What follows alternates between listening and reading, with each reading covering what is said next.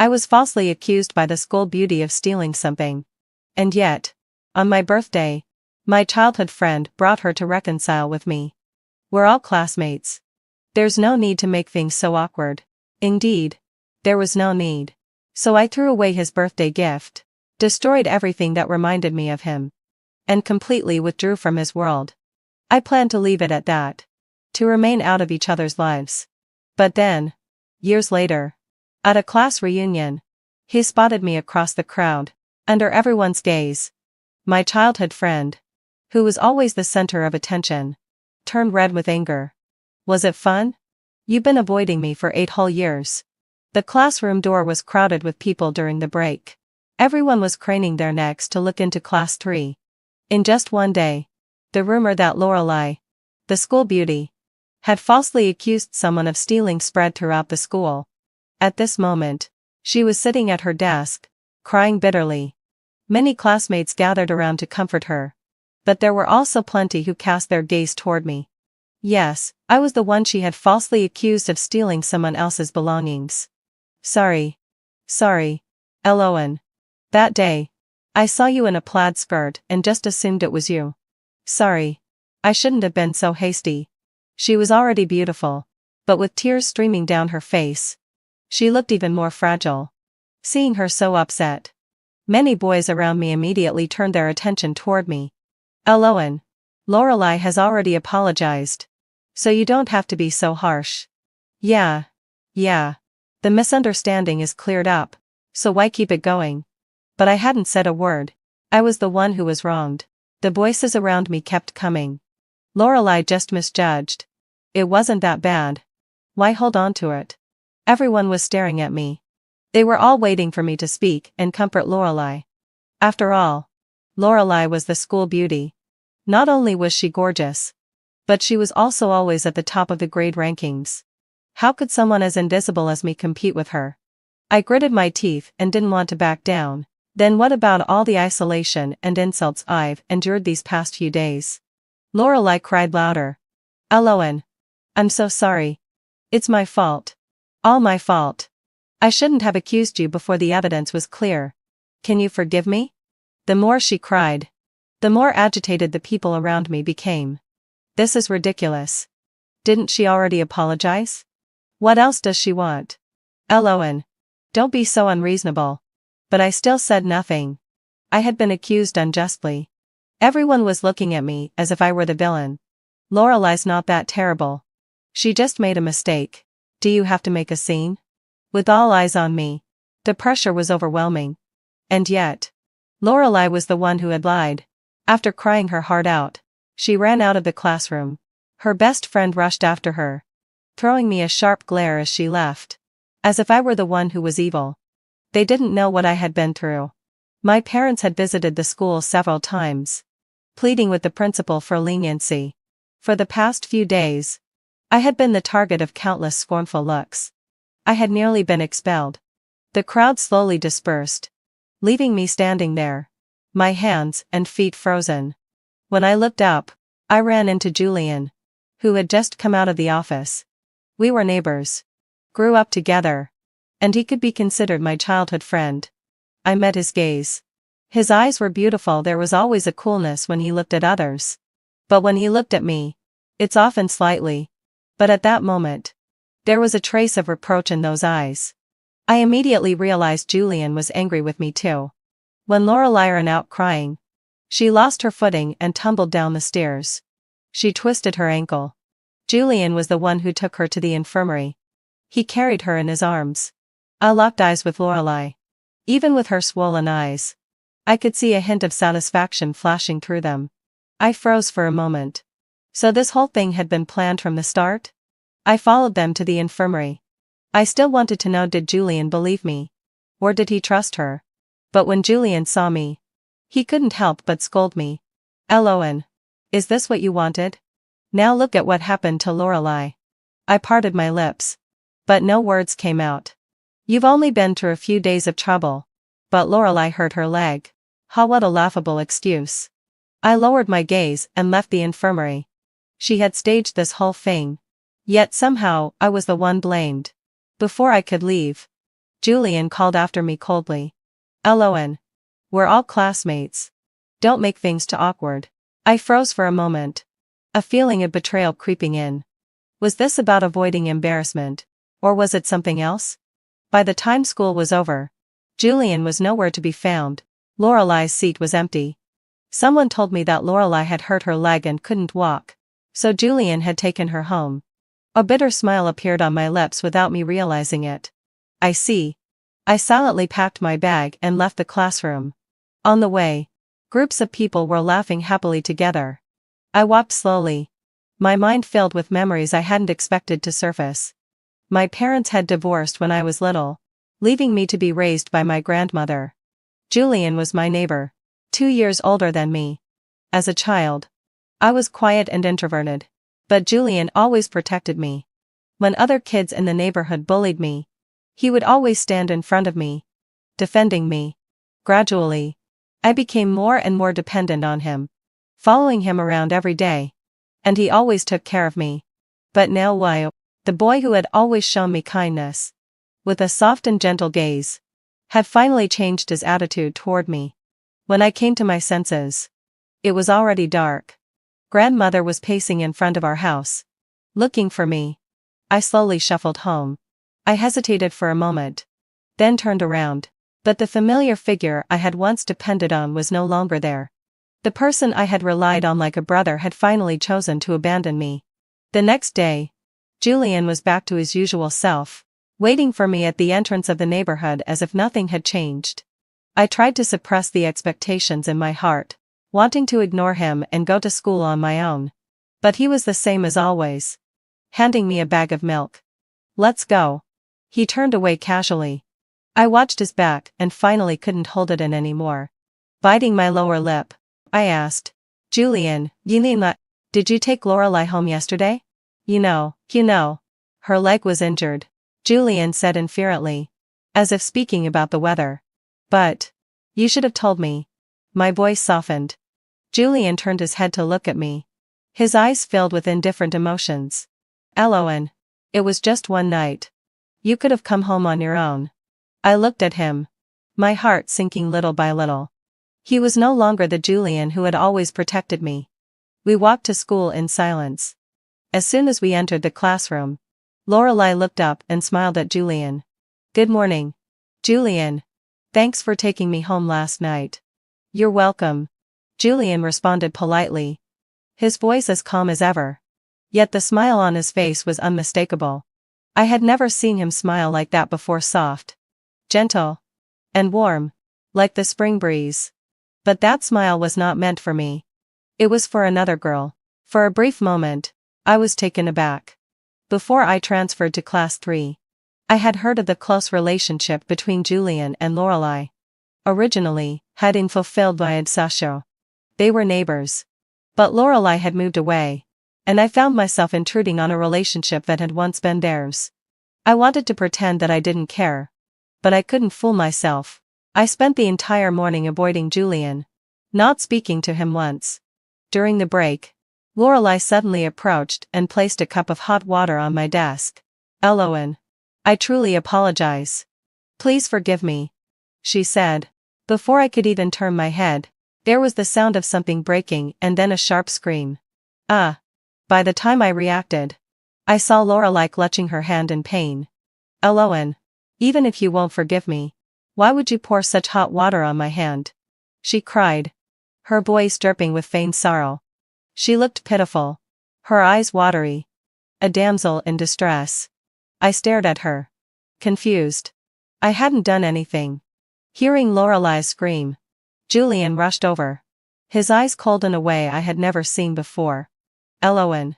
You're really going too far," he said, his words biting. The entire class turned to watch, and the room fell into an eerie silence. Lorelei sobbed, "It's my fault. I wasn't careful and dropped the cup. Please, don't blame Lon." Her attempt at covering up was so obvious. She wiped her tears, adding, "I just hope Lon can forgive me." Julian pulled her hand, ready to take her to the infirmary. I couldn't stand it anymore. I stood up and grabbed his arm. "Stop pretending. I didn't touch the cup." Let's go to the teacher's office and check the security footage. I really hated being blamed unjustly. Julian shrugged off my hand impatiently. Lon, have you lost your conscience? Look at what's happened to Lorelei's hand. You're not rushing her to the infirmary. And instead, you want to watch the surveillance? I glanced at Lorelei's hand. It was slightly red, but certainly not burned. The water wasn't even hot enough to scald her.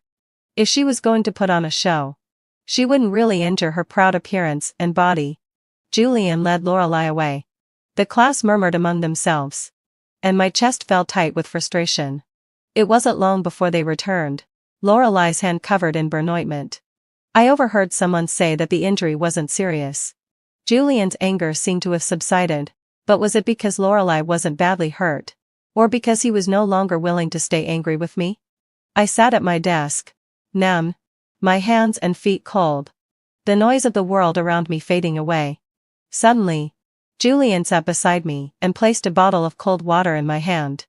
His tone was once again gentle. I'm sorry. I didn't mean it that way. I was just worried about Lorelei's hand. I turned to look at him, confused. So, in your eyes, she's still more important than me? Julian furrowed his brow. What are you talking about? Lon, stop being unreasonable. I took a deep breath. Julian, your reaction has already betrayed you. For the next few days, I refused to talk to Julian. We rarely argued, but I couldn't stand the way his attention lingered on another girl. Julian couldn't take it either. One day, after school, he suddenly grabbed my wrist. Lon, look. Inside a small gift box was a bottle of exquisite perfume Saint Laurent, no less. Even with Julian's affluent background, it wouldn't be easy for him to buy it outright. He softened his tone. Lon, please don't be mad. Okay? I wanted to return the gift, but he stopped me. I had planned to give it to you on your birthday, but it's a little early. I think it's okay, though. My heart fluttered.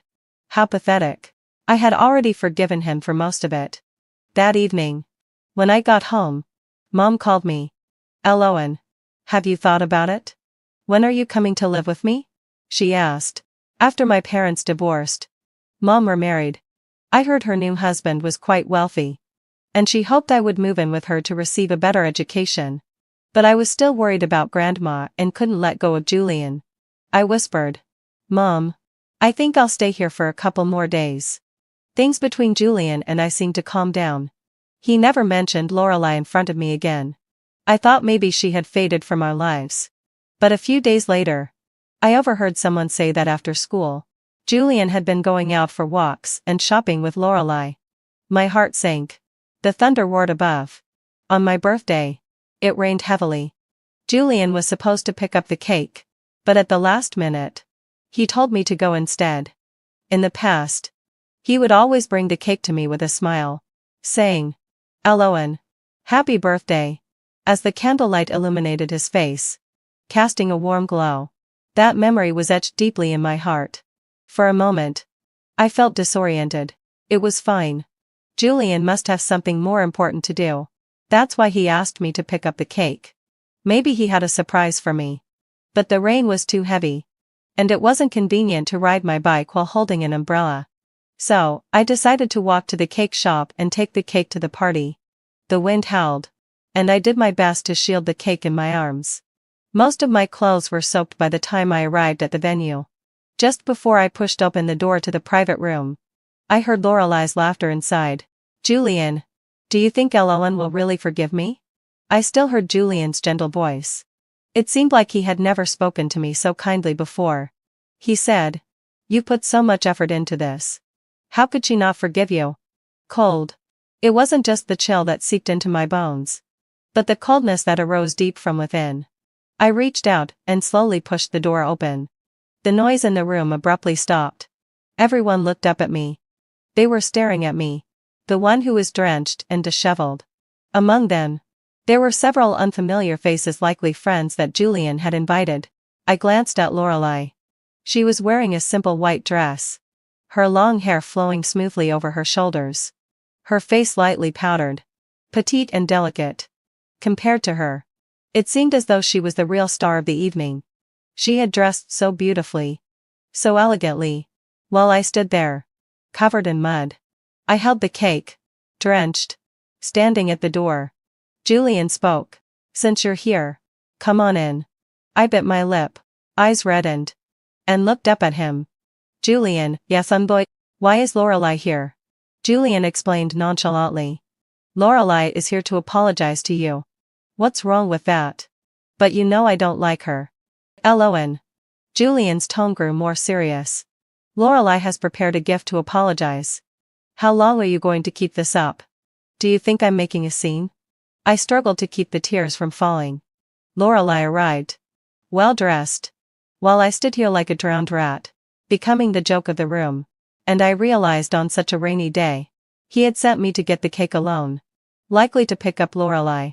Julian stood up from his seat and walked over to me, grabbing my wrist. His grip was firm, and I couldn't break free. "Lon. We're all classmates. Why don't you just let the misunderstanding go? There's no need to make it so awkward." "No need." Again. "No need." "Fine," hadn't fulfilled my sigh. Then. I didn't need to keep him hidden in my heart anymore. I took a small gift box from my bag and pushed it into Julian's arms. I slowly pried his fingers off one by one. When does someone finally let go of a person or thing they've been holding on to for so long? Perhaps when a heart breaks into pieces and can never be put back together. The day I left, I didn't tell Julian. It was just an ordinary afternoon. But for us, it marked the end. My mom came to help me transfer schools. She said that when my name was mentioned, a boy suddenly stood up, his face darkening, and asked where I had gone. "And then?" I asked. Mom smiled and answered. "I told him you were transferring to another school." And he didn't ask any further. The light in my eyes dimmed a little. Well, what was I expecting? From now on, there would be no more intersections between us. "Lon. Congratulations. You graduated and landed a job at such a big company. Your future is looking bright." I was snapped back to reality by the voice of my classmate Silas beside me. The banquet hall was lively, lit up by dazzling lights, luxurious beyond measure. 8 years had passed since I transferred schools. My stepfather had enrolled me in a good school. I didn't let down my mom and stepfather's expectations. I threw myself into my studies. When the college entrance exams came, I performed beyond expectations and entered a prestigious university. Now, I had graduated and been hired by a good company. Today was my high school reunion. I smiled faintly. It's all right. Everyone's doing well in their jobs now. Too. I stood up and said to Silas, "I'm going to the restroom for a moment." Silas replied, "Sure. Go ahead." He turned back to the group at the table, clinking glasses. I went to the restroom and touched up my makeup in front of the mirror. After tidying myself up, I made my way back to the room. The opposite private room was also lively. Seemingly another class reunion. The hallway was still relatively empty. I suddenly noticed a familiar profile. Then came the sound of a glass falling from someone's hand and crashing to the floor. "Lon." The voice I hadn't heard in 8 years pierced my eardrums once again. It turned out, it was the Class 3 reunion? The voice behind me trembled. "Lon. You've been avoiding me for 8 years. Was it fun?" The atmosphere in the private room was still cheerful. No one noticed the change in the hallway. It seemed as though time was flowing quietly. And the story in this unnoticed corner was so insignificant. I turned and looked at him. Julian. He seemed to have changed over the years. But in a way, he hadn't. The youthful innocence had faded. And in its place was the responsibility of a mature man. His features were still sharp. And he was still as handsome as ever. But now, this person was nothing more than a stranger to me. I looked at him with eyes devoid of any emotion.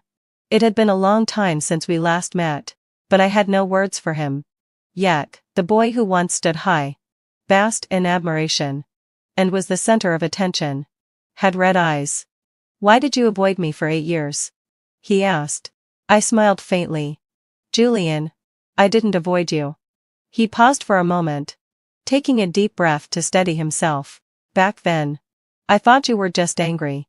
I thought once you calmed down, you'd reach out to me." "Yes, Hatish." He was still the same, always assuming I would come looking for him. No matter what disagreements we had, that I would always follow behind him and call out, "Julian." But that was the past. Now, I was tired. I said, "See? You still expect me to make the first move." Julian choked on his words. His voice trembled slightly. "I did try. I tried to contact you, but you blocked all my numbers. Lon, how long are you going to keep avoiding me?" I remained calm, answering, "Julian, I'm telling you again. I'm not avoiding you." Then, Julian hesitated, wanting to step forward and grab my sleeve. I took a step back, avoiding his touch. With difficulty, he forced out the question. Then, "Can we ever go back to how things were?" I laughed. And the sound was almost bitter. Go back to how things were? What was that like? Like when we were younger. I cut him off. Like when you firmly chose Lorelei over me? Just like years ago. When he unconditionally blamed me for everything. Making me go out into the pouring rain to fetch the cake. Leaving me to stand in front of everyone. Drenched and humiliated. And Lorelei, like a princess, looking down on me. The memories of all the grievances surged within me. I opened my mouth. No longer calm, "Julian. We can never go back to how things were." Julian, perhaps used to being treated like royalty these past years, suddenly showed anger. His eyes narrowing as he glared at me. "Say that again?" It seemed like Silas had come out looking for me. Noticing the tense atmosphere had dropped to freezing point. "Lon." Silas approached and tugged at my arm. She looked weary. But I no longer wanted to argue with Julian. "Silas. I'm not feeling well. I'll head home now. Please tell the class for me." Silas looked from me to Julian, as if she wanted to say something, but then decided against it. "Okay. I'll grab your bag for you."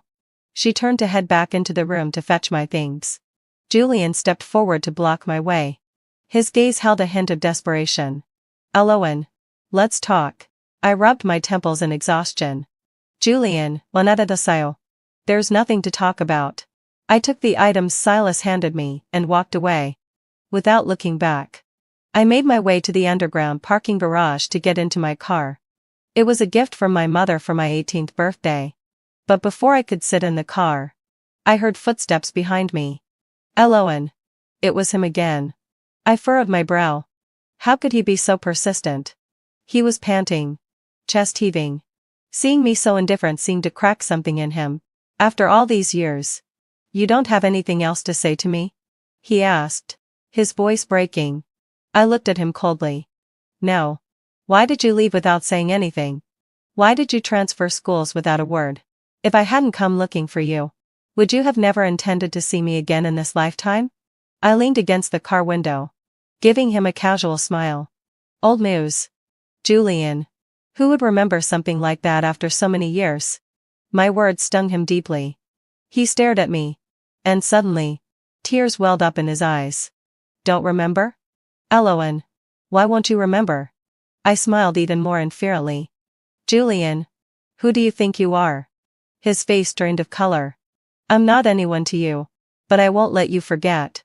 I couldn't be bothered to argue further. I turned the car key to leave. But he stood right in front of my car. "Lon. I won't let you leave. You don't know how long I've been searching for you. Back then, I thought you'd come back, thought you'd contact me. But you left and I haven't heard from you for years. You don't know how happy I am to see you again today." Suddenly, the quiet parking lot was pierced by the sound of something breaking. So many things had broken today. I looked toward the sound. Not sure when Lorelei had arrived. She was holding Julian's coat. Lorelei had been by Julian's side all these years. They had both attended the same university and worked at the same company. It seemed that after Julian had run off, Lorelei came searching for him. Lorelei jogged over, linking her arm with Julian's. Her face pale, forcing a smile at me. Lon. Long time no see. You left without a word back then. And didn't even give me a chance to properly apologize." I maintained my calm demeanor. My face indifferent. Julian's expression paled even more as he yanked his arm away from Lorelei's grasp. Lorelei, confused by his reaction, looked up at him, her face full of hurt. Julian spoke softly to her. Lorelei. Go back. Julian. Lorelei said, shaking his arm with a hint of dissatisfaction. What's wrong with you? Everyone's still waiting for you. Let's go back. Are you still mad about what happened last time? I promise I won't cause trouble again. Let's go back. She pouted, her tone almost childlike. Like she was claiming her territory. It reminded me of years ago. I couldn't help but find it a little amusing as I crossed my arms and quietly observed her little performance. But Julian, as if afraid Lorelei might say something in front of me, hurriedly pulled away from her. Eloan. Back then, my mother and Lorelei's mother were very close. And her mother even helped my family. So, don't say it. Lorelei suddenly screamed. Julian ignored her and continued, finishing the sentence. So, I have no relationship with her. I shook my head and simply smiled at him. No matter what the truth was back then, I had long since stopped caring. As I started the car to leave, Julian pressed his hands firmly against my window. He looked at me with pleading eyes. He said that over the years, he had never forgotten about me. Then he asked what he could do for me to forgive him. But listening to him only made me laugh. The person who had once cared for nothing, how did he become so deep and sentimental 8 years later? But I didn't want to dig any deeper. One by one, I pried his fingers off my car window and told him, just go. I don't want to have any more contact with you. The next day, I went to work as usual. Silas, a classmate, messaged me. Eloan, are you alright? Who was that person yesterday? I replied, it's nothing. Just an old classmate. Don't worry about it. Is it really just an old classmate? I felt like his gaze was a bit harsh. I'm really fine. Stop overthinking it. I continued handling my work while replying to her messages. Silas seemed curious and wanted to dig deeper. But I didn't feel like talking about it anymore. Suddenly, the company group chat exploded. Whoa. Whose BMW is parked next to the company? Actually, it's no big deal. Lots of people can afford a BMW now. No. I saw the owner. He's so handsome. Upstairs. Stop being such a fangirler and keep your drool to yourself. The last time the group was this lively was when Mrs. X publicly slapped the mistress. Then, Hell let out a low sigh. Images of the BMW and its owner were shared in the group. I stared at the screen in shock. The person in the pictures was Julian. He was leaning against the BMW. His expression slightly gloomy. I frowned. This person really never left me alone. I hadn't planned to deal with it. But having him block the company door wasn't ideal. After some thought, I stood up and walked to the company entrance. It was as though Julian sensed my approach. His gaze immediately locked onto me. I walked up to him. What are you doing here at my company? And how did you know I work here? He twitched his lips. I asked your classmate. Great. Maybe it was Silas Big Mouth that spilled the beans. We need to talk. Okay? He said. There's nothing for us to talk about. There's a lot. Julian said seriously. I've wanted to say a lot to you over the years. But I haven't. Julian fell silent for 2 seconds. You should know. The one thing I'm not short of is patience. Do as you wish. But please don't disturb the peace of our company. With that, I turned away, my gaze leaving him as I walked back into the office. Julian didn't leave. Many people peeked over their desks to look at him. Who is that?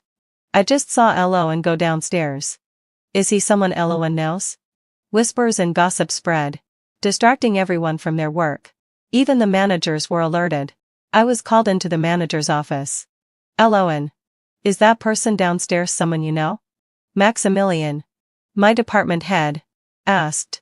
Yes, had us, Maximilian. We had a small disagreement in the past, but don't worry.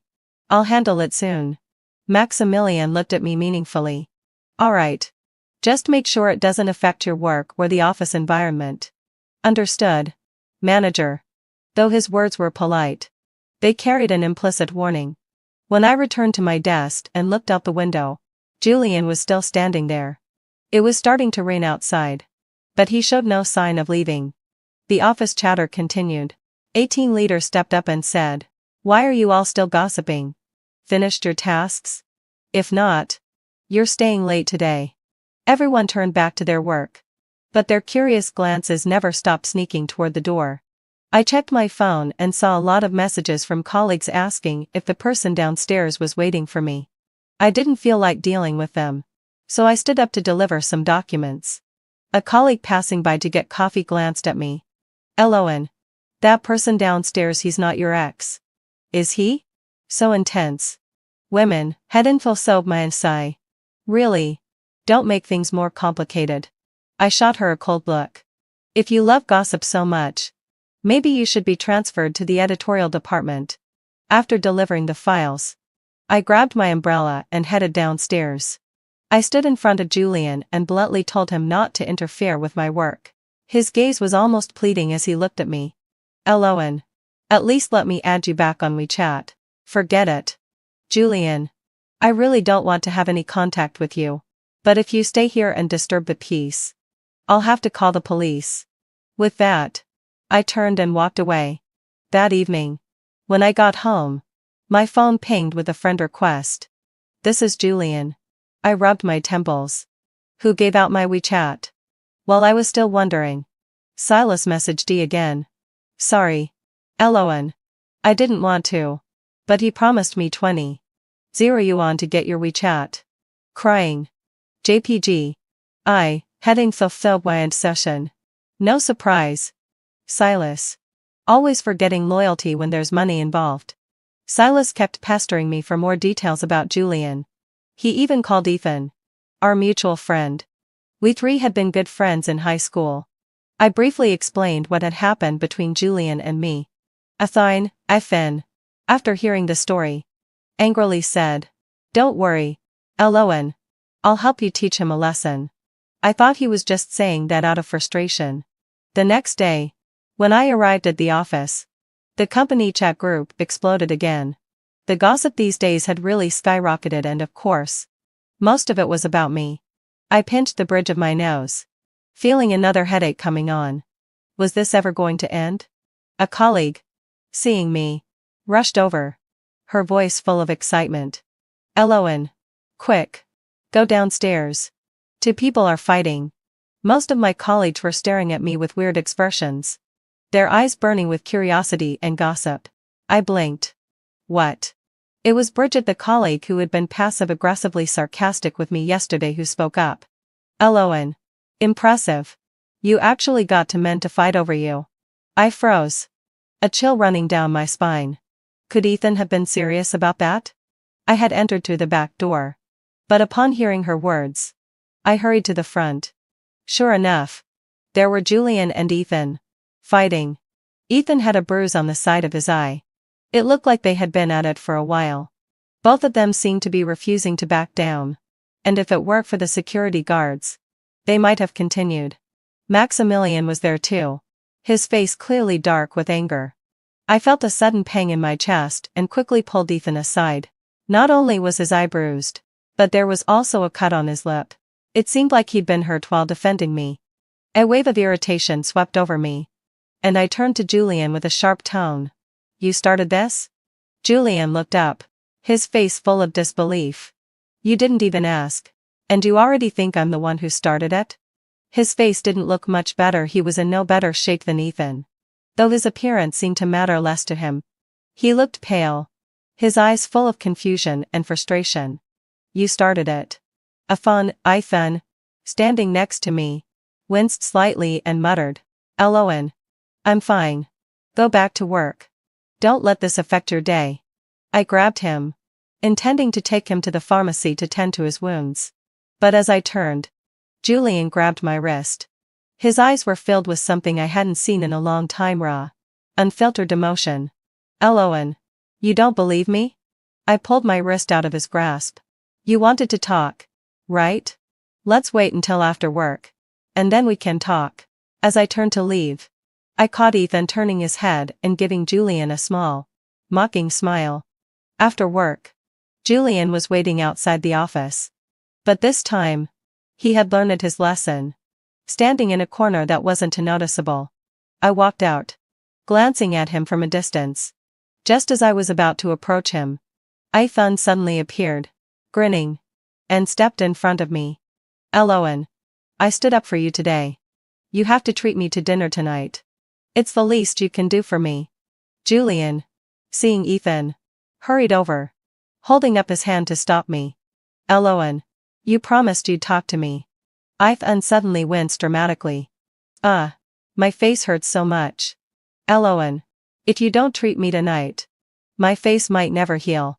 He made a comically pained expression as if to drive the point home. Julian's face darkened further. I gave Ethan an exasperated look. Fine. Having fulfilled my sigh. I'll treat you. Let's also invite Silas. Ethan grinned, dragging me away, leaving Julian standing alone, dejected. At dinner, Ethan finally admitted. Eloan. It was actually me who started the fight today. Silas gasped, her eyes widening in exaggerated surprise. Wow. Ethan. You really know how to make things interesting. Ethan continued, explaining. Julian didn't trust you before. And now it's time for him to experience what it feels like to be the one not trusted. I couldn't help but smile at his antics. But don't do that again. Alright? Does it hurt? Of course not. I never said it hurt. Oh really? Then who was the one shouting in pain when I applied medicine to your face earlier? Ethan went quiet. Silas was barely holding back her laughter. By the time we finished eating, it was past 8 in the evening. I had planned to go home directly, but then remembered something I had left at the office. I figured I might as well go back and grab it. Ethan offered to drive me. He parked at the bottom of the building and said he'd wait in the car for me. I grabbed my things from the office and went downstairs, only to spot Julian standing in a corner by himself. He was still there, looking like a lost, abandoned animal. I walked up to him and asked, after all this commotion, what exactly do you want to talk about? Julian was silent for a long time before finally speaking up.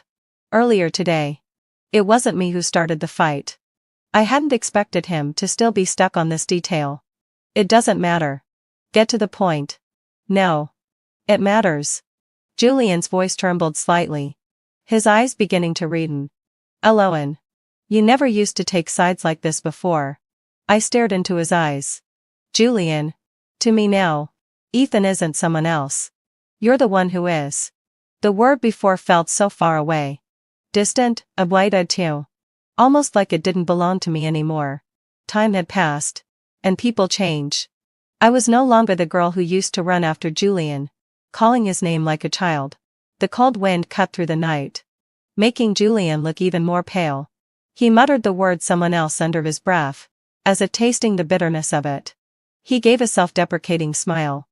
A few days before your birthday, I was with Lorelei after school. She kept insisting that she wanted to apologize to you. On your birthday, Lorelei even said she had a gift for you and that she brought a lot of people with her, all to apologize and beg for your forgiveness. So I helped her out.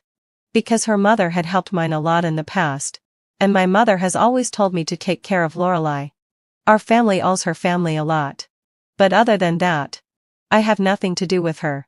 After finishing, Julian finally lifted his head, his eyes filled with expectation, waiting for my response. I wrapped my coat around myself tighter. All right. I get it. Is that everything? Now that you've explained, you can go. It's cold out. And Ethan's still waiting for me. From afar, I saw the lights of Ethan's car blinking. Julian's face grew even paler. I got into Ethan's car. Julian was somewhat incredulous. He ran to the front of the car and slapped the window hard. Ethan impatiently rolled down the window.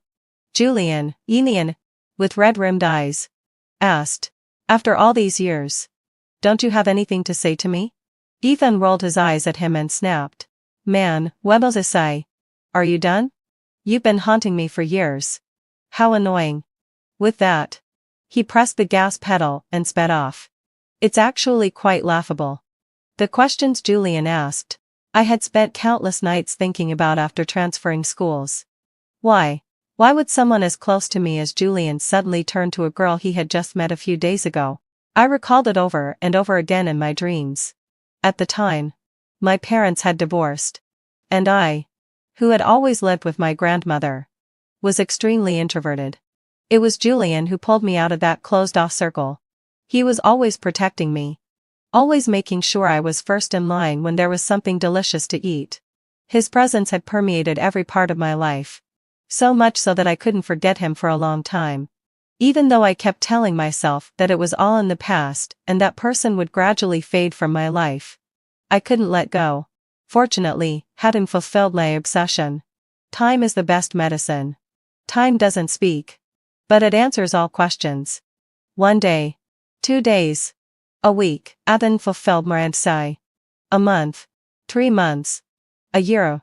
When I finally thought of Julian again, my heart was calm. Everything was supposed to be over. But just when I had stopped caring, this pale and powerless explanation came back into my life. That evening when I returned home, I received another message from Julian. "Eloan, please give me one more chance. Okay?" I calmly typed a reply. "Julian, wachida-san. Let's end it here. But I don't want to." The messages came one after another. "When you transferred schools, I thought you were just angry and would contact me again. But I waited, and your messages never came. I wanted to find you, but there was no sign of you. I didn't expect you to block all my contact information. Eloan, I really know I was wrong. I shouldn't have been so selfish back then. All these years, I've been wondering if I hadn't made you go out in the heavy rain to get the cake. If I hadn't brought Lorelei into the picture, would we have ended up like this?" I stared at these messages, feeling nothing. I couldn't imagine what kind of expression Julian had on his face on the other side of the phone now. Then another message popped up. "But you left so quickly that I didn't even have a chance to explain." I stared at this message for a long time, and replied, "Julian, Yingdan, was it me who didn't give you a chance? Every time. You always sided with Lorelei. Didn't you? Did you think these things were small? But when Lorelei falsely accused me of stealing, did you ever think about the consequences for me? And, Julian, you've always been so smart, didn't you see that Lorelei was lying?" There was a long silence on the other end. I thought he wouldn't send any more messages, so I turned off the lights, preparing to sleep. Suddenly, my phone lit up. It was another message. I opened it and saw, "Eloan, I'm sorry. It won't happen again. Please don't hide from me, okay? I searched so many cities back then, but I couldn't find you. But the hurt from back then couldn't be fixed with a simple apology. I shouldn't have relied on him as my only source of warmth and redemption. Depending on someone too much will only lead to a miserable loss. Even without that light pulling me out of the abyss, I can be my own light." I slowly typed, "Julian, it's impossible now. It's over. Don't contact me again." After sending the last message, I blocked his number. No matter what he thought, it was no longer my concern. After that, the BMW never appeared near the company again. But every morning, someone from the flower shop would deliver a fresh bouquet. "Eloan, these flowers were just picked. Very fresh. Wishing you a pleasant day."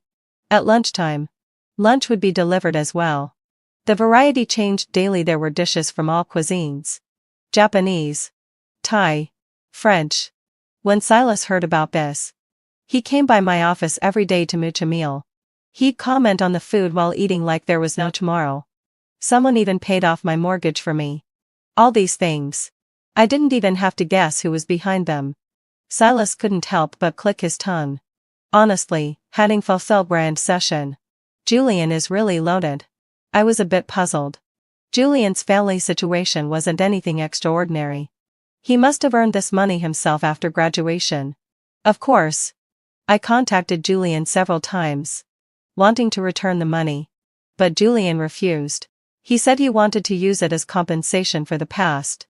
And next time I saw Julian was at a company team building picnic. The company allowed us to bring 2 or 3 friends or family members. So I invited Ethan and Silas. We had the picnic in a forest park. As soon as we arrived, I saw Julian from a distance.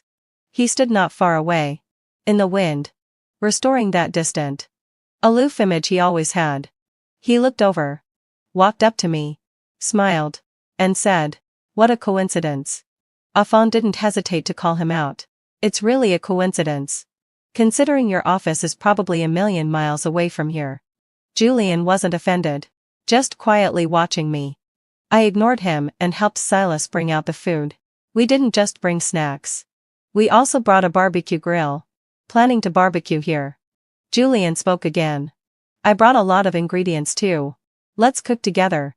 With that, he turned to fetch his things from the car. But then rolled his eyes at his back. Silas nudged him and said, "Hey, free food. Don't pass it up. Besides, Aloan has already moved on," she added, winking. Ethan shot her a look of annoyance but didn't say anything more and walked away. When it was time for the barbecue, Ethan deliberately handed Silas a charred piece of meat. "Can you have some dignity? A little bit of food and you're bought off." Silas didn't bother responding. Too busy eating. Julian stuck around me, either handing me water or skewers. I barely acknowledged him. Because behind him, I saw someone else. Lorelei. This person was truly laughable. On one hand, he told me that he had nothing to do with Lorelei. But on the other, he brought her right over. And then, Lorelei found some excuse to come over and talk to me. I thought she might have changed. But it wasn't until the boiling hot soup splashed over her hands, just like it did 8 years ago, that I realized she hadn't changed at all. The noise attracted the attention of those around us. My colleagues' gossip-loving eyes were once again burning with excitement. Was Lorelei trying the same old trick again? Did she want to ruin my reputation at work? In the past, she had succeeded. I had never really integrated into the third class. Always kept at arm's length. But this time, before I could even speak, Ethan and Silas were already surrounding us. Damn. How long are you going to keep this up? This is our company's turf. Do you have any idea who Aloan is? Besides, even if it was Aloan, it's your own fault. You brought this on yourself. A chorus of voices backed me up, and the tide was turning in my favor. Lorelei froze. The words she had been about to spit out stuck in her throat. She turned her gaze to the person standing behind her. Was she hoping Julian would save her? But to her surprise, Julian stepped forward. "Lorelei, that's enough. We paid off the debt our family owed you a long time ago. You don't have to keep following me around anymore." Lorelei's eyes instantly filled with tears. But I wasn't done. Without a second thought, I grabbed a bottle of mineral water and poured it all over her. She screamed as the water drenched her, transforming her into a wet mess. Once the bottle was empty, I tossed it aside and clapped my hands. "So you wanted to frame me for dumping something on you, huh? Well, now the record is straight. This is what I actually poured." "Wow! Aloan. You're amazing." Ethan cheered and applauded beside me, leading the charge. But I still wasn't satisfied. Lorelei was sobbing beside me. And without thinking, I grabbed her hair and slapped her twice. "You falsely accused me of stealing before. And I didn't even get to settle the score. Consider these 2 slaps your compensation." Lorelei was completely stunned by the sequence of events. Julian stood by, coldly watching, not offering any help.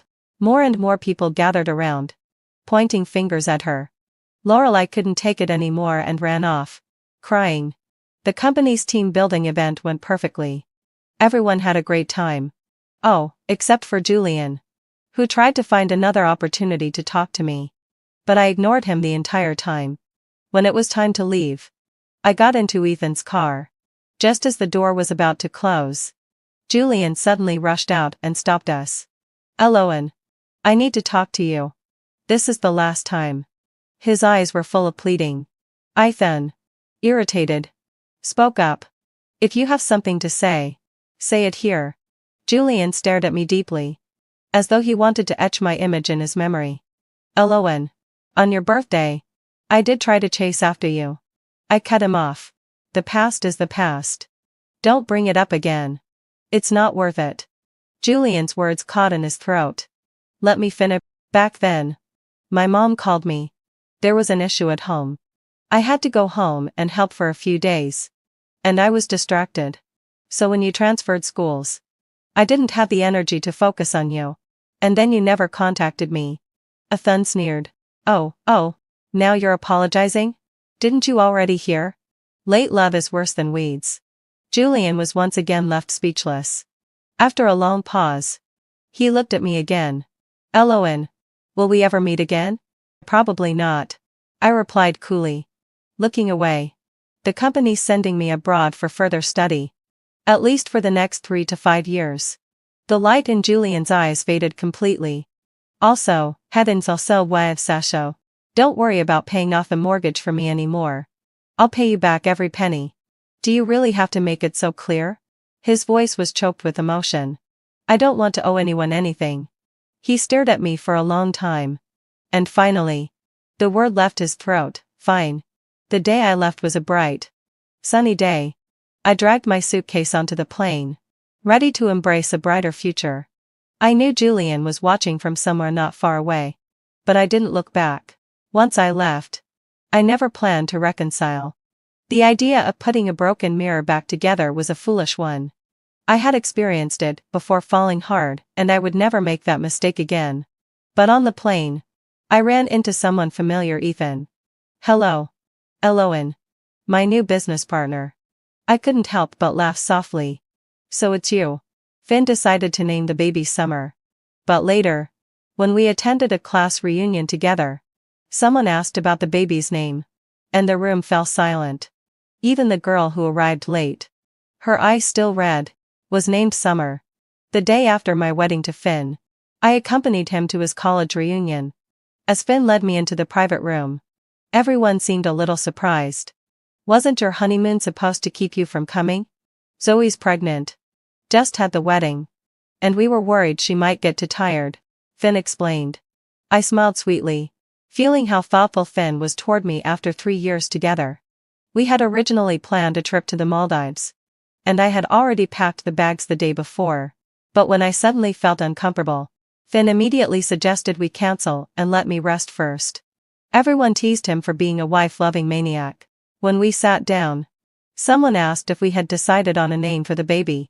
Finn said we should name the baby Summer. How do you like it? Is it a good name? But as soon as I asked, I noticed the entire room had gone silent, and everyone's expression seemed odd. I turned to Finn to ask what was going on, but saw him staring intently at the door. Someone stood up to greet the girl who had arrived late. Her eyes still a bit red. Summer. You're here. We've been waiting for you. You said you were coming back to the country yesterday. And we were so excited. Summer. True to her name. She had a sunny and bright personality. Even her hair was golden. But Summer. Summer. Was I overthinking this? It's a lovely name. Summer rubbed her eyes and walked toward me. She said that Summer was a beautiful name. It's been a while. Finn. She smiled at Finn, who stood beside me like a pillar. Why yeah. It's been a long time. Finn stammered. Was it just me? Or did his eyes look a little red too? As the evening went on, Summer suddenly got up, taking a cigarette from her bag, laughing lightly. I've got a craving for a smoke. As soon as Summer stepped outside, Finn said he was going to the restroom and quickly followed her out. The sound of his chair scraping sharply interrupted the cheerful chatter in the room. I sat there for a moment, feeling disoriented, almost as though I were an outsider. I've been sitting too long. The baby's protesting. I'll go outside for some air. I rubbed my stomach, forcing a smile and signaling to the others. I deliberately avoided walking toward the restroom. I was escaping. My heart was in such turmoil. But it seemed fate was playing a cruel joke. As I turned a corner on the stairs, I heard Finn's voice, tinged with anger and a hint of frustration, nothing like the calm, gentle Finn I knew. Why did you come back? Does it concern you? Summer leaned on the handrail, her fingers holding a glowing cigarette. Summer. I've got money now. But why? Why did you come back just now? I almost stumbled, realizing the truth. Even I, no matter how naive, could see the connection between Finn and Summer. Just then, it seemed like Summer glanced up, and I immediately stepped aside to hide in the shadows. Finn let out a low sigh. Don't forget you're married. What? Do you want an affair with me? Finn hesitated. I clutched my chest as I returned to the private room, only realizing my face was already streaked with tears. A while later, Finn returned alone. Summer never reappeared at the gathering. At least she left me with some dignity. 3 After the reunion, Finn continued to treat me well, even more so than before. I kept telling myself that Finn would never betray me after all. Everyone knew how good he had been to me over the past 3 years. His company was busy, and he often worked late into the night, but when he came home, the first thing he did was come to the bedroom and tuck me in, often teasing me about how, though I appeared delicate, my sleeping posture was surprisingly wild. One night, my baby moved more than usual, and I couldn't sleep. The clock on the wall showed it was already midnight, and Finn still hadn't come home. I was about to call him when I received a picture from my friend Luna. "Zoe, is this Finn?" In the photo, Finn was standing at a bar booth, holding a drunken woman in his arms.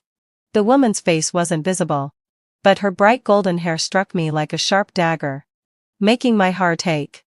The baby seemed to sense my distress and kicked even more vigorously. I trembled as I tried to call him, but the call was immediately hung up. I gripped the blanket tightly, tears uncontrollably streaming down my face. I called again, and it was disconnected once more. After several failed attempts, Finn finally answered. "Zoe, what's wrong?" His voice sounded tired, rough with a slight wheeze. "Where are you? Why aren't you answering your phone?" I bit my lip, forcing the words out. "I was in a meeting. Sorry." He coughed lightly, trying to change the subject. "Can't sleep?" I didn't understand how a man could lie so effortlessly, his face showing no hint of guilt. Pregnancy made emotions unstable, and now I couldn't hold back any longer. "Finn, hadn't a Finn up? You're with Summer, aren't you?" I screamed into the phone. "Why are you lying to me?"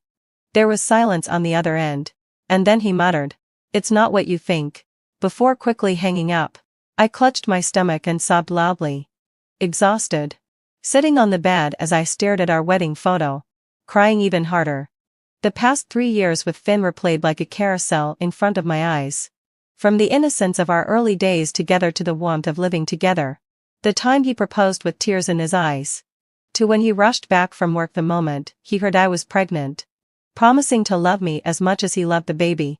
But this man, who seemed to carry another woman in his heart, why did he have to come and stir my world? What did I do wrong to deserve this punishment? And what did the baby do to deserve this? For that night, Finn still didn't come home. The next morning, as I was packing my suitcase, the door opened. Finn hurried in, snatching the suitcase from my hands and asking what I was doing. "Zoe, it's not what you think. Can we sit down and talk?" "Then what is it?" I stared at him coldly, his eyes bloodshot, his stubble growing. It was clear he hadn't slept the whole night. "She was drunk last night. Just got back to the country and has no friends. So I went to check on her. I didn't tell you because I didn't want you to misunderstand." "Then why didn't you come home last night?" "She was drunk and feeling unwell. I couldn't leave her." Oh, so you had to take her to bed?" I looked at the lipstick mark on his collar, a chill spreading through me. Did he think I was a fool? Finn finally noticed the lipstick stain, grabbing my hand. He said it was just an accident, that I shouldn't misunderstand. I shook his hand off, not wanting to be entangled with him any longer. Finn hadn't fulfilled my sigh. "Let's get a divorce." That was the conclusion I'd reached after an entire night of sleepless reflection. Whether it was emotional infidelity or physical betrayal, I couldn't accept either. He froze for a moment. Then his face hardened. "Zoe, don't be ridiculous." Perhaps realizing his tone was too harsh, he softened his voice. "Zoe, can we just live peacefully again? Don't be mad, okay? For the sake of the baby." He still had the nerve to mention the baby. I rested my hand on my belly, feeling only sorrow for the baby. And for myself. "So, Finn, having so felt, do you love me?" He thought I'd softened. He smiled gently at me. I love you. Zoe. Of course I love you." I didn't waver. "And do you love her?" Finn said nothing. His silence was an answer in itself. Men, how laughable they are. I couldn't help but laugh bitterly, snatched my suitcase from his hand, and walked straight out the door without looking back. As I crossed the threshold, Finn's voice, "Haven't fulfilled my sigh." edged with mockery, came from behind me. Zoe, do you really think your parents, the ones so obsessed with appearances, will ever agree to your divorce? Finn wasn't wrong.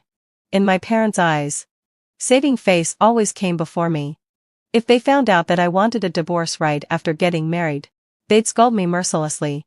I could already picture their exact words. When I told Luna about it, she just hugged me tightly and wiped away my tears. Zoe, stay with me for now. I sniffled and shook my head. No, I'll stay at a hotel first. Luna lived with her boyfriend, Ryan. It wouldn't be right to intrude.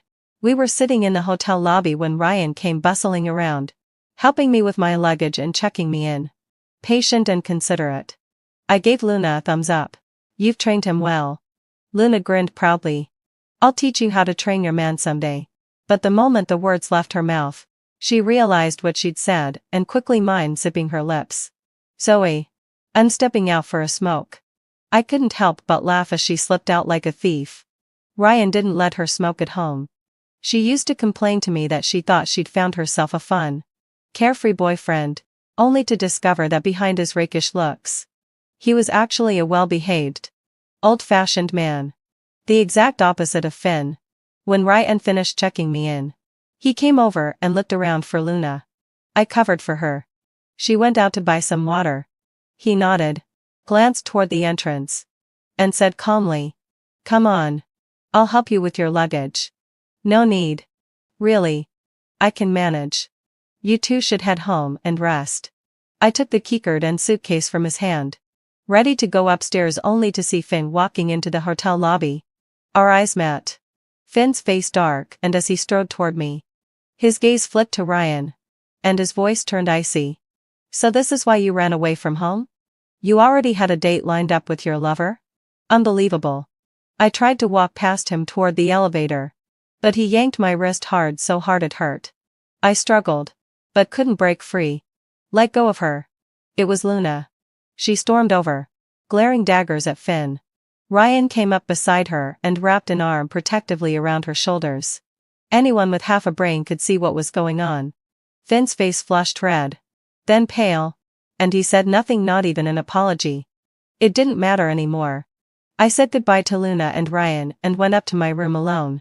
When the doorbell rang later, I already knew who it was. What I didn't expect was that Finn had brought reinforcements. "What's wrong with you? Every couple has little arguments now and then. Who walks out over something so trivial? Do you want the entire Summer family to lose face?" My mother stood at the door, finger pointed at my nose, scolding me exactly as I had imagined. Finn held my hand and apologized meekly. "Zoe, it's my fault this time. Look, your parents are here. Let's stop fighting. Okay? Come home with me." Disgusting. I shot him a cold glance, too tired to keep up a charade in front of my parents, and brushed past him into the room. After I closed the door, my mother smiled at Finn. "Don't worry. Zoe's just hot-tempered. We'll talk some sense into her." My father, not one for words, merely glared at me and patted Finn's shoulder before joining him on the balcony. My mother's version of talking sense was whispering harsh reproaches. "Mom, he cheated on me. Why should I forgive him?" My tears betrayed me again. I'd sworn not to cry, no matter how wronged I felt. Yet the moment I spoke, the tears fell uncontrollably. "Do you have any proof? Did you see him in bed with someone? Finn already told us it was a misunderstanding. Why won't you believe him? Do you think divorce is such a simple matter? What will people say about you? About us? Have you no thought for your family's reputation?" Maybe it was the sight of me crying so hard, but her tone softened slightly. "Zoe, can't you just be sensible for once?" Sensible. It was because I'd been sensible my entire life that they thought I was easy to manipulate. When I graduated college and decided to write novels full-time, they said I was embarrassing them, that all the other graduates had office jobs or were civil servants, while their daughter lazed at home. Even when I told them I earned more than a government worker, they dismissed it. What use is that? It's not a respectable job. Zoe, can't you just find a proper job for your parents' sake? So I gave up what I loved and became a government employee, doing dull, lifeless work just to please them. This time, I wanted to do something for myself. Mom, I'm divorcing him. No matter what. She looked at me as if I were a disappointment beyond redemption. Tell me the truth, do you have another man? Mom. I stared at her. Stunned. How could she twist everything like that? And go back to your husband. Finn's a good man, handsome. Successful. A company president now. You're really that ungrateful? So what if he had a little fling? Endure it. If you'd done your duty as a wife, kept him satisfied, would he even need to look elsewhere? My strength left me. I sank to the floor, hollow with disbelief. What kind of mother says that to her daughter? In my belly, the baby kicked restlessly, as if sensing my despair. Baby B, it feels like you're the only one I have left.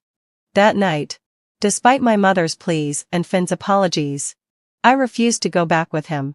I woke up to hunger the next morning. Arguing is truly exhausting. I hurriedly packed a few things and went downstairs to eat. But I never expected to run into Summer at the elevator. She saw me too, and greeted me casually. Good morning. I nodded at her. I had no idea how she could act so comfortable in front of me, the legitimate wife. But I had no energy to engage with her. During breakfast, she, of course, sat directly across from me. Zoe. Sorry. She only had a cup of coffee and a piece of toast, leisurely enjoying them. Such self-discipline, it made sense why her figure was so enviable. But that sorry was entirely misplaced. It seemed like an apology, but the underlying tone had a touch of provocation. Sorry.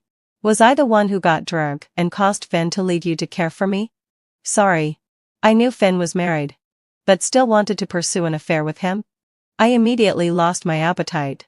But, unwilling to starve the baby, I mechanically chewed my food, finding it tasteless. Seeing that I didn't respond to her, Summer didn't push further. She finished her coffee and left. I went to the hotel front desk, borrowed a printer, and printed the divorce agreement I had drafted the night before. While heading to my room, I called Finn, arranging to meet him to discuss the divorce. The familiar phone ring echoed down the hallway. I looked up and saw Finn walking ahead. Just as I thought he would stop at my door, he walked straight past it, without a second glance. No wonder. No wonder he was at the hotel yesterday. No wonder Summer didn't seem surprised to see me. No wonder she apologized. It turned out that she was sorry because the moment I left the house, Finn went to find her. Finn picked up the phone, and I immediately turned around, hiding in the shadows. The long-buried malicious curiosity surged inside me. Finn, my stomach hurts. Can you come over? There was a brief silence on the other end of the line, and I heard the sound of a key unlocking the door. He said, Zoe, I have an important meeting soon and can't leave. Please take a taxi to the hospital. All right? Huh. Just as expected. When the call ended, I faintly heard Summer's voice. It sounded like she was talking about shares. I tried to listen more carefully, but the call was already cut off. I sent the divorce agreement to Finn's office, along with a fabricated miscarriage certificate. When Finn came to the hotel to find me, he knocked loudly on the door. Luna answered the door, and Finn stormed in, ready to shout at me. But when he saw me, he suddenly went silent. I was lying on the bed, my face pale, the needle still stuck in the back of my hand from an IV drip. Finn's anger hadn't completely faded, but a layer of sadness soon replaced it. He stared at me for a long time, trying to speak several times.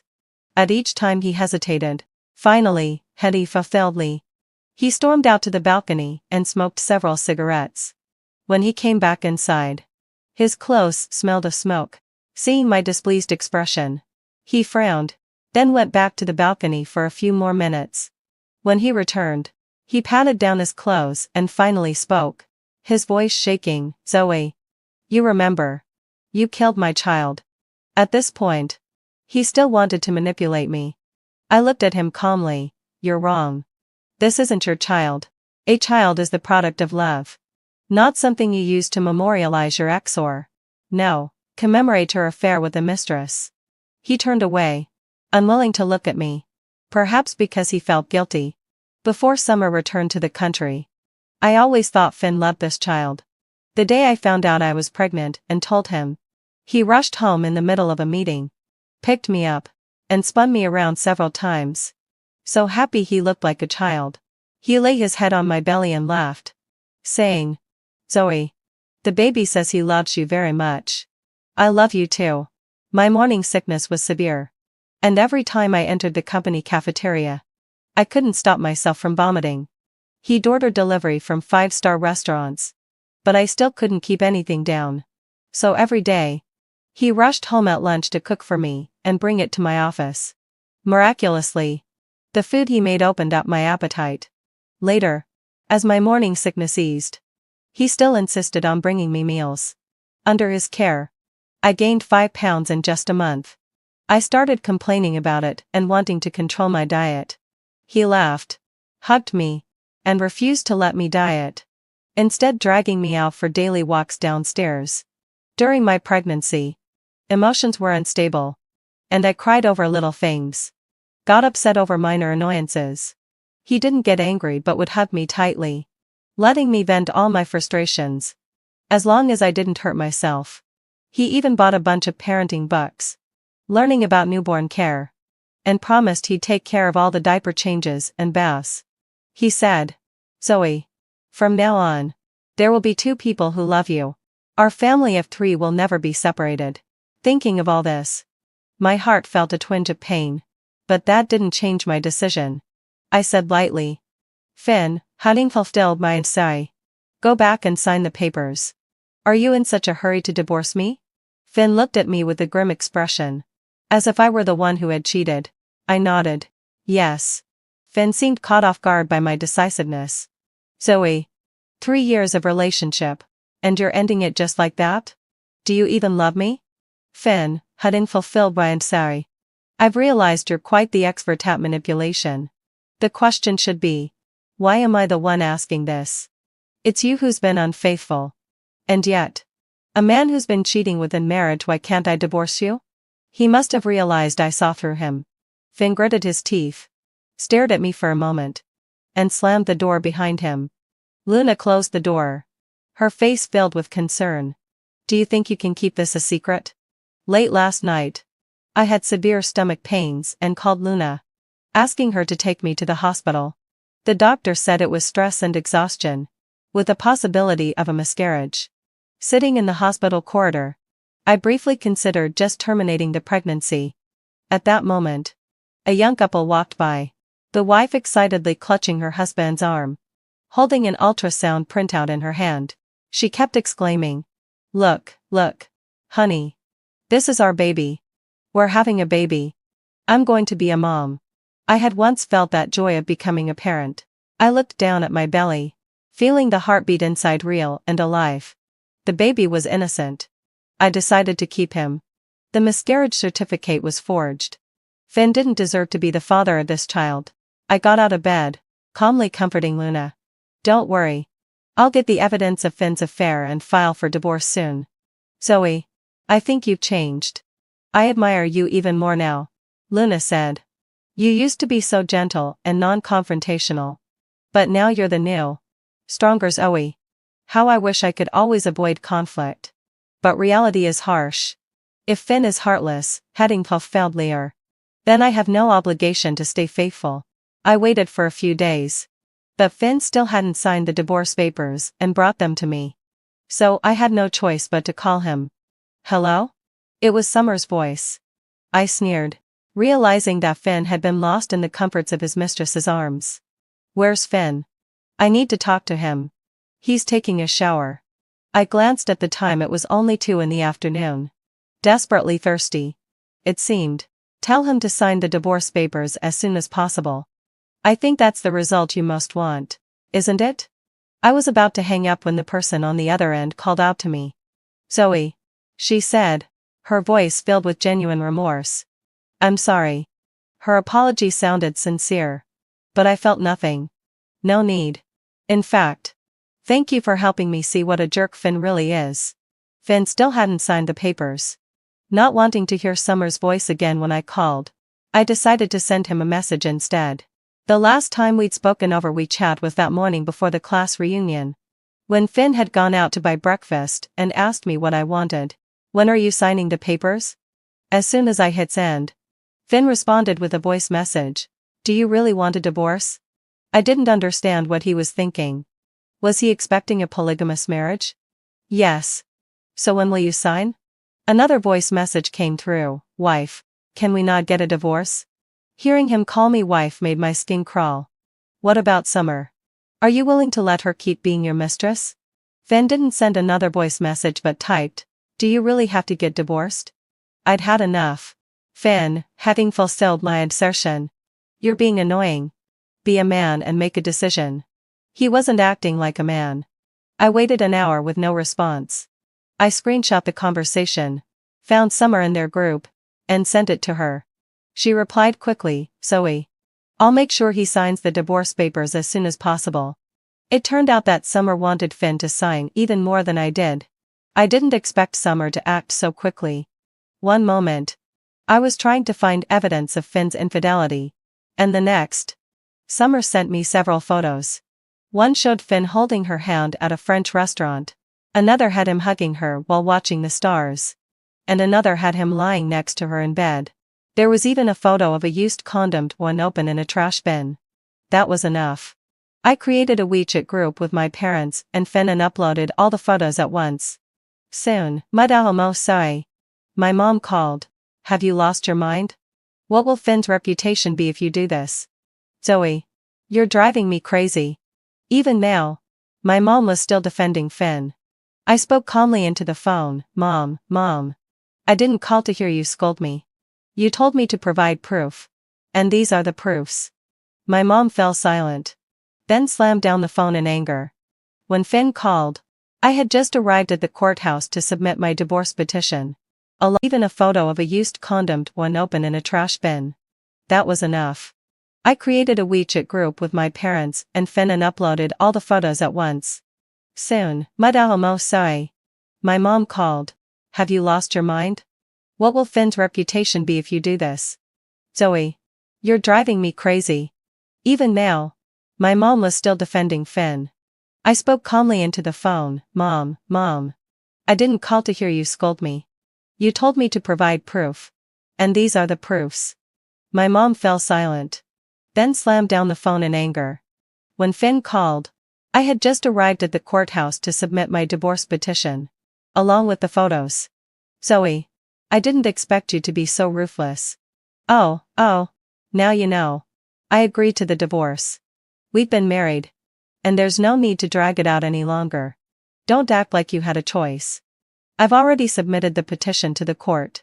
If you don't agree, I'll take the legal route and still be able to leave you. After all we've been through, the least you could do is not leave me penniless. As for property, my demand was 50 of the company's shares and the 2 properties under our names. The remaining 50 and the 2 cars were to be Finn's. He agreed. "Zoe. You're too soft. You could have had him leave with nothing. He deserves it for cheating." Luna gritted her teeth in indignation. Sucking on her straw, I took a big sip of bubble tea. It used to be my favorite while writing. But now, it didn't have the same satisfaction. The reason I didn't do that was because after I got together with Finn, I was unhappy with my job. And he said to me, "Zoe, if you're not happy, just quit and write novels at home. What if my books don't sell?" At that time, I hadn't written anything in over a year. And I was afraid of losing my touch. First, I think you write really well. Second, if they don't sell, I'll support you. And finally, Zoe, having fulfilled my obsession. I just want you to be happy. It was because of his support and understanding that I picked up my pen again and started writing. So even now, after our divorce, I still have my career. Not just a soul-crushing 9-to-5 job. It was also because of his words that I gave Finn the money I earned from writing to fund his business venture. If not for Summer, our relationship would have been a perfect, mutual redemption romance. But unfortunately, there are no what-ifs. The divorce process was quick. When I went to the notary office to transfer the shares, I found out that Finn only had 80 of the shares left. What about the other 20? Finn didn't answer. But I could easily check the company's records on an app. Still, For now, hading förställt med session. I just needed my 50. He was too foolish to realize that once the shares were transferred to my name, I'd become the largest shareholder. But I had no intention or energy to run the company. After getting my shares, I sold 30 to a company veteran who was now on equal footing with Finn. The company wouldn't be dominated by a single person. And now, I was a wealthy, single, childbearing woman in the tech world envied by everyone. But what I didn't expect was that just as I was about to pull away, someone delivered me a gift. Summer handed me a share transfer agreement. What's this about? I had already found out that the 20 of shares had been given to her. Finn was surprisingly generous. It's for you. As compensation. Summer took a sip of her coffee and smiled casually. Does this seem strange to you? I shrugged, beginning to understand. Summer didn't seem like the kind of person who'd take back her ex. But her actions clearly showed she'd interfered in my marriage with Finn. There must have been some dark secret behind it. I thought if I asked Finn for the 20 shares and we split everything 50-50 after the divorce, I'd be able to give you the shares. Then you'd have more than he does. Zoe, I guess I underestimated you. A smart person like you deserves better than Finn. The photos I sent you? I took them after I got Finn drunk. That fool really thinks we did something. Her sarcasm and disgust were clear in her eyes. I asked her why she did this. She pulled out a cigarette from her pack, lit it, then paused as if reconsidering. Because he killed our child. As I packed my bags at the hotel, I was still drenched in cold sweat. Summer had told me everything about her past with Finn. They met, got to know each other, and fell in love during college. Because Finn came from a poor family. To spare his pride, she hid her identity as a rich young lady. She secretly cohabited with him, living in a cramped basement. At first, though they lived frugally, they were happy. But things took a turn when Summer attended her childhood friend's birthday at an upscale club without telling Finn. She didn't expect that. As they were leaving the club, they'd run into Finn, handing out flyers. Finn's face dark, and as he took her back to the basement, no matter how she explained, he remained unmoved. The next morning, Summer woke up to find the door locked from the outside.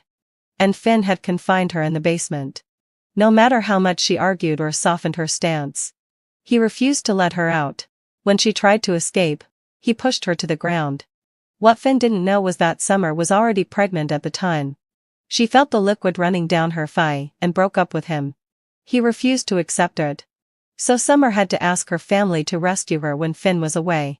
But by then, it was too late. She lost the child. On the day Summer left for abroad, Finn somehow found out and rushed to the airport to beg her to stay. But with several bodyguards by her side, he couldn't get close. He already suspected she was seeing a wealthy man. And this only confirmed his belief that she was leaving him for money. That was why their conversation at the stairwell during the reunion took place. Summer. I have money now. But why? Why did you come back only now? Finn must not have expected her return. But she came back with resentment. I didn't take Summer's shares. Even though she was also a victim. But what had I done wrong? I hated Finn.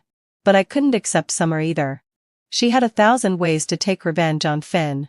As my belly grew day by day, I fled to a secluded valley near the city, hoping to escape Finn's discovery. Away from the noise and distractions, I found peace in a small guest house. Writing my novel and picking dew every morning. Life was simple and free. A month later, I heard news about Finn and Summer again. Luna came to the guest house to find me, eagerly recounting Finn's dramatic life in the past month. Summer had told Finn about their child. And in order to make up for it, Finn gave her all his shares. Finn had made quite a bit of money in the past few years. Even without the company shares, his assets were enough for an average person to live comfortably for a lifetime. Then, Madame low sigh, he proposed to Summer. Did she accept? I was a little surprised. By then, she had gained 50 of the company's shares, becoming its largest shareholder, fully capable of pushing Finn out.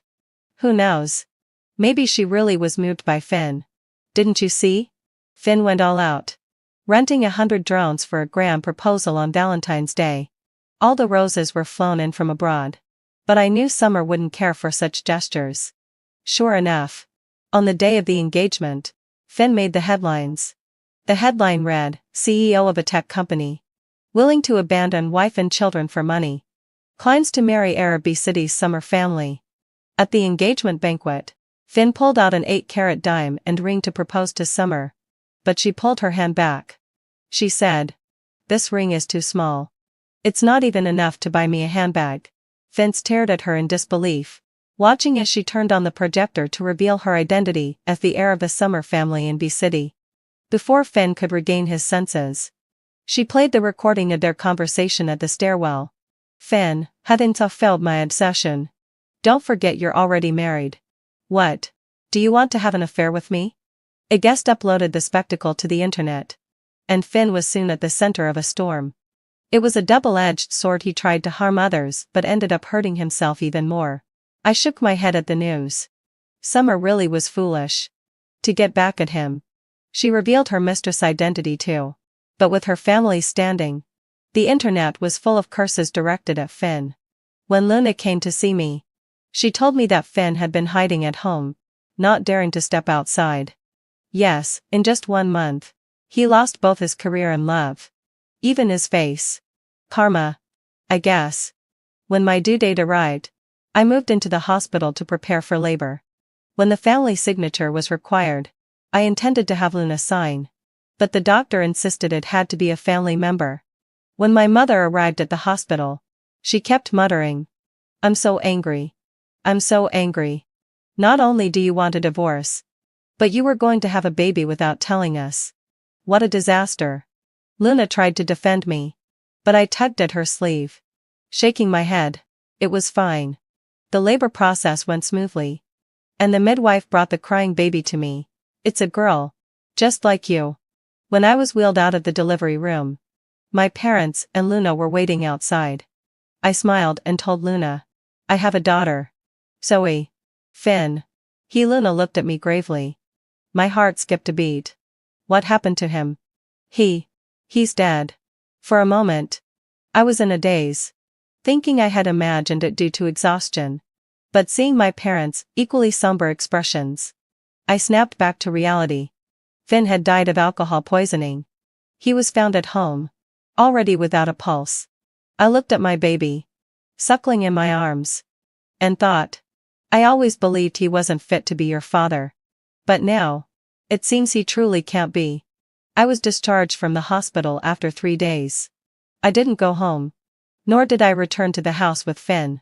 Instead, I had Luna help me buy a new place. My mother wasted no time scolding me, accusing me of abandoning the family just because I had money now. I didn't argue. I couldn't be bothered to. The word home had become a shackle for me, not a sanctuary. I sold both of the houses and transferred the money directly into my mother's account.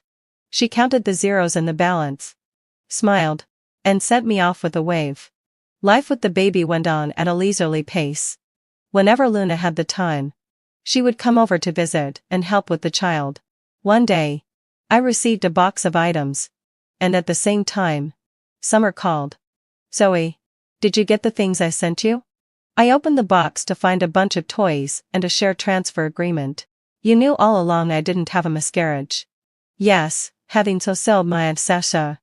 Only Finn would be naive enough to believe otherwise." "Keep the shares." "Zoe. I'm sorry." "All right." I accepted the shares and deleted Summer's contact information. The following year, during the Qingming festival, I went alone to Finn's grave. A bouquet of sunflowers was placed at the base, clearly from someone who had just visited. I turned and searched around, spotting a golden glimmer not far off. I knelt down, placing the sunflowers to the side, and wiped the dust from the tombstone. "Finn, haven't fulfilled. I think I should tell you have a daughter. I named her not Era." The morning fog lingered. The green pines bathed in soft sunlight.